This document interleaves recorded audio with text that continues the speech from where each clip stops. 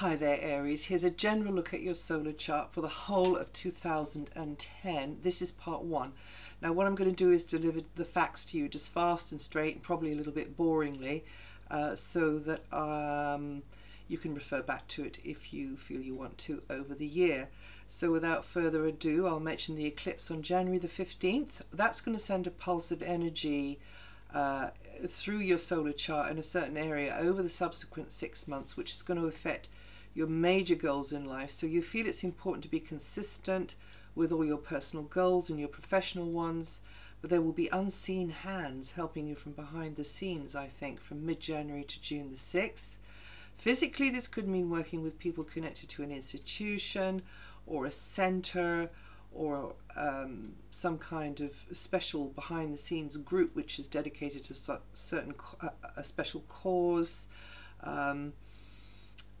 Any establishment away from the public eye, which may have a healing effect in general, but also will be good for you. Spiritually, this is a time for more quiet, more inner reflection, healing activities of all kinds. So maybe it's, you know, being very quiet and doing that kind of meditation and that kind of thing, or maybe it's getting very proactive and very busy. And if you're typical Arian, probably the latter will be your choice. Also, it's a time for you to make yourself more available to angelic or off-planet energies, which are beneficial ones. So whatever it means for you, from mid-month something will be growing behind the scenes. It's like, you know, getting ready for the main event, and this eclipse is going to help you.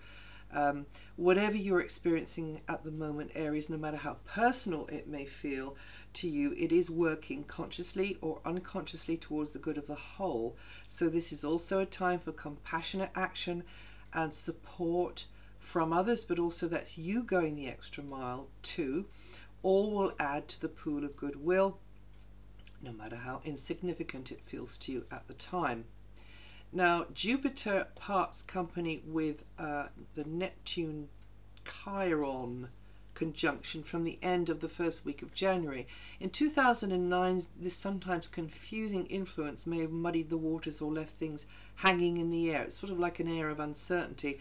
But from the beginning of January, there will be a growing sense of clarity, and you'll feel a stronger sense of purpose and progress as you're finally able to move forward with plans. You know, you can see the target, you identify it, you go for it, sort of thing. Nice surprises may be coming your way on June the 8th, September the 19th, and right into January the 4th, 2011, when Jupiter conjuncts Uranus. Now, when Saturn opposes Uranus from mid-April until early July, all conventions in the mindset of others, or just a kind of a stuckness in the structure or in their thinking, might feel a bit like a brick wall to you. And well, this aspect helps you to gradually break this down, as long as you are tenacious and self-disciplined in all matters related to health or employment or training or just daily tasks. But it's not all about strict regimes, because success is likely to come your way through your personal creativity, being, you know, putting your special stamp on it. So you're advised to take as light and as innovative and maybe alternative or experimental approach as you can, a little bit unconventional this is, and be very flexible in your thinking regarding any health issues or the job or everyday practical routines and lifestyle choices. Also, you could be taking a speculative approach to an idea or a project which protects or maintains, maybe doing doing something up somewhere, doing a place up somewhere. Anything which maintains your material security, which protects your material security, and of course, you know, number one on the list is one's physical body. So take any opportunity to get involved in playful activities, leisure pursuits, hobbies, etc., which are life enhancing, which you know, improve your comfort zone, as focusing on these kinds of activities will take the tension out of the other situation. Anything which feeds the needs of your inner child and allows its spirit to dance and play and sing. Heart connections with children, lovers, or a spouse could also be important between these dates. Anybody that you've got a heart connection with, actually. Saturn aspecting Pluto as the year kicks off, continuing until the end of February, and then again from August to the beginning of September may mean you feel a little pressured by authority figures and partners, anyone you collaborate closely with for personal or for professional sorts of reasons.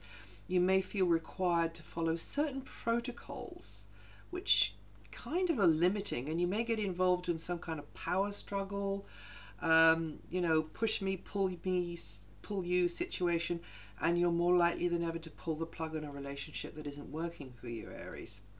Early Arians will be feeling this influence most acutely over January and February and August 2010, but all of you will sense the buffeting of this kind of clash of wills, this sort of attempt to control coming from others near or far. So you may have to watch your P's and Q's for a bit as you conform to a stricter regime, but you'll get your own way in the end.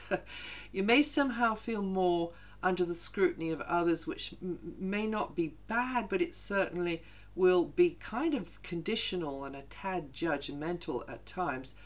However, this vibration of Saturn and Pluto, although it forces you to come up to some kind of a standard which you may previously have chosen consciously or unconsciously for yourself, because we do, will help you sort out what you really and truly want, because someone else's method or approach just doesn't seem to be doing it for you. And the more it clashes with your own, the more they kind of put the squeeze on you, the better able you will be to find your own way. That's the end of part 1, and if you now just open up part 2, you'll hear the rest.